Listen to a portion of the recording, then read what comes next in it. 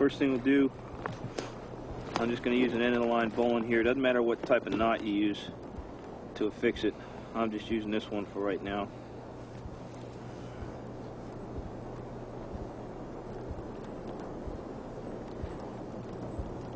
Okay, once I've got that secured on there, I'm going to bend this piece back around over the top, and all I'm going to do is secure it on here. Again, you can use whatever knot you want, doesn't make a difference.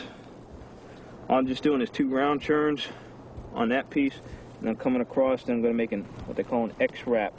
Okay, just under, over, and then back over again, and then with the running end back through the standing end, I'm just going to cinch it down like that, and one more time with a half hitch. Actually, weave, we can probably trim this one here a little bit too. So you got rather smooth bow here. Okay, now what we're going to do is weave the pieces in and out similar to a simple weave like you do for a basket. So we'll take our first piece, and we're just going to go over the top and underneath. Second piece, we're going to go just opposite, over the top, underneath. We're going to keep repeating this process down the entire length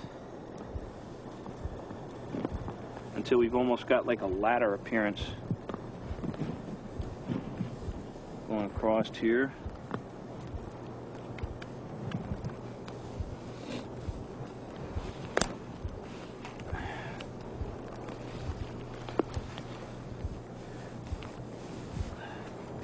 So we get down here by the base.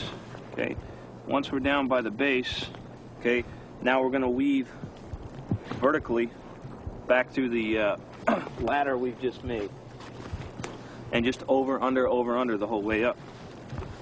So starting from the bottom, go under. Ron's going to help me out and hold this in place here. Over, under, the whole way up here.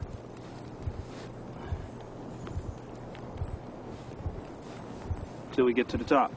Okay, I'm going to take another piece. Now we're just going to switch and go from the top down. But again, same basic type weave. Over, under, the whole way down.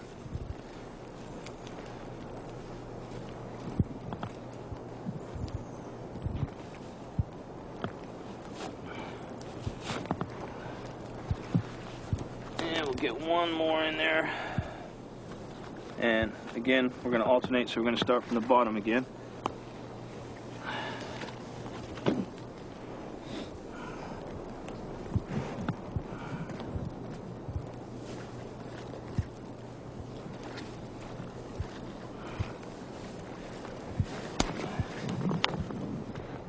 Okay, one of the other things we're going to do to make sure that our weave stays in here pretty good, we're going to cut a couple small pieces and just tie the edges off to the actual frame itself to make sure that we don't lose any of our camouflage as we're going along.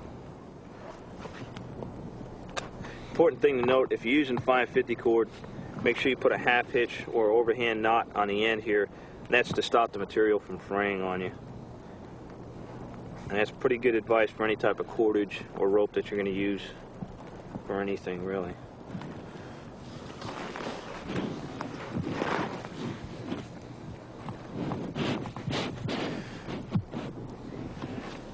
When you tie this, make sure your knots are all at the bottom underneath your Yeti.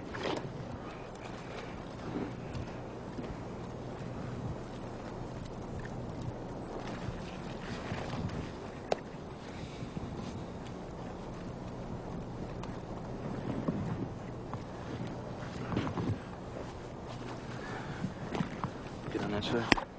Get one more on this side.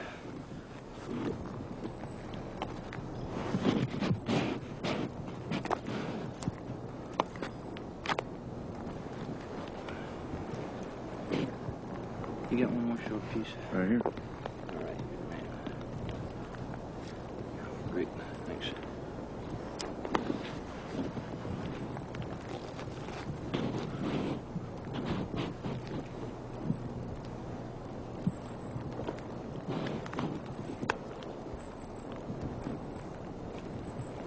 Okay, the last thing we're going to do now is attach to some sort of harness to attach this to your body. What we've done, we've measured out 2 pieces approximately 3 feet in length. And all you're going to do for this is go up about 3/4 of the way up your bow that you've made. And if I get one of the pieces of cord from on here, you're just going to secure it onto the back here. And one thing that you need to do is just take a bite like that, make an overhand knot like that, so you have a little locking loop. Okay. And then what we'll do a round turn, 2 half hitches, because what this little loop does is it gives you something to tie it back off to once you drape it around your shoulders.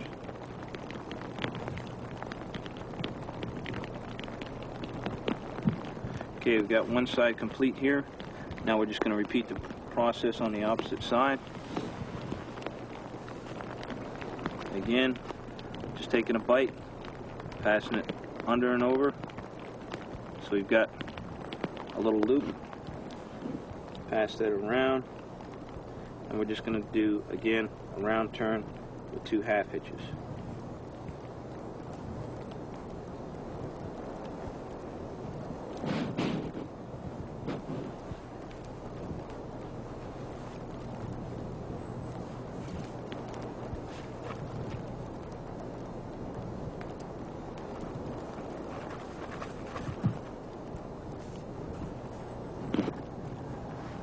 Okay, once I'm satisfied with the knot, if I get Ramon to come over, because he's not camouflaged, I want to show you how dramatic this is. Okay, what you do is just have him turn around. We're just going to hold this up against his back, pass one of the loops back through, and crisscross in front of his chest so it stays on a little better. Okay, and then we take our other piece that we have on this side, which is right here. Okay, back over. Okay, and all you're going to do is take it back underneath his arms. You go up here to that pre-made loop that you have. Go ahead and cinch it down.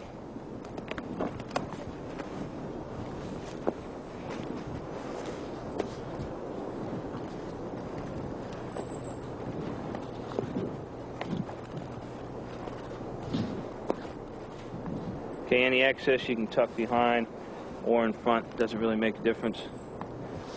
Like I said, this is nice because it goes right on over the top of your gear, and it's pretty good camouflage. We can get, once Ron finishes up over there, we get Ramon to go over and squat facing away from us down next to the pine tree, or the fir tree rather.